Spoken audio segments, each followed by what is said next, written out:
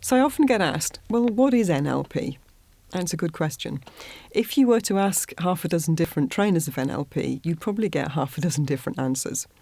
Because the truth is that the official definition of NLP is not one that's all that meaningful to most people. The official definition says that NLP is the study of the structure of subjective experience.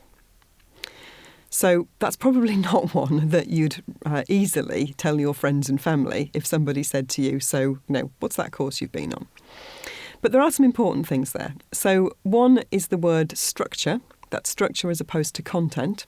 So what that means is that with NLP, we're interested not so much in what somebody thinks or what they're doing, but more the way that they think and the way that they do things. Because there are patterns in the way that people do things that are consistent over time. And so if we understand the patterns in someone's thinking or speaking or behaviour, then we can start to predict some of what might happen and how they might react in certain situations and tailor our own communication to fit that.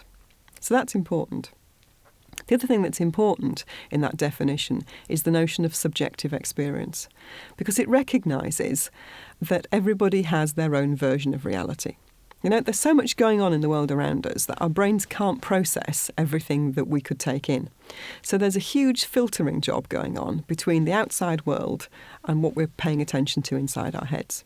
The latest research suggests that there's as much as 6 billion bits per second of information available to your five senses. And yet the limit of your brain at the conscious level is 134 bits per second.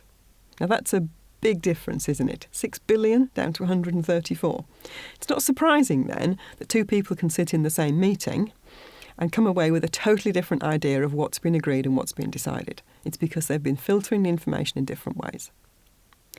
So NLP, for me, is essentially a model of how people behave and how they think. It shows us all the factors that contribute to someone's view of the world and therefore how they react and respond to it and what behaviour makes sense to them.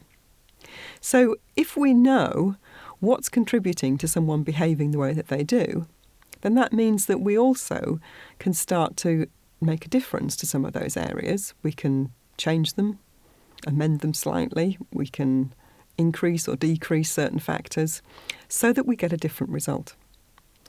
Now, I think this is most powerful when the individual does this for themselves. Sometimes it's helpful to work with a coach, and sometimes we may do things so that somebody gets a change without actually realising what was going on.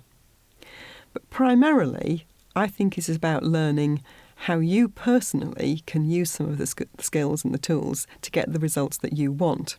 So for me, a practitioner of NLP is someone who practices NLP in their daily life and work, not necessarily somebody who's doing it with other people. So NLP, if you like, is practical psychology. It's about understanding the way that a person's mind works, the factors that are involved in that, and then using the tools that enable you to change some of those factors so that you get a different result. So overall, it enables us to change our behaviour in order to achieve certain results.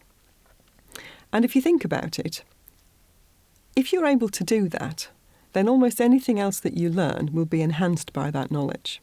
If you go on a training programme to learn about delegation, there may be things that you accept at a conscious level, but at a more emotional level, it might be hard to implement.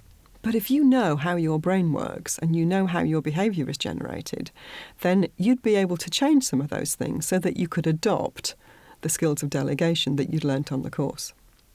So NLP is a toolkit that can be applied in a lot of different areas. The important thing to remember is that it's a practical set of skills. It's about doing something. So knowing about it isn't of that much benefit. It's only when you actually learn to do it that it makes the difference.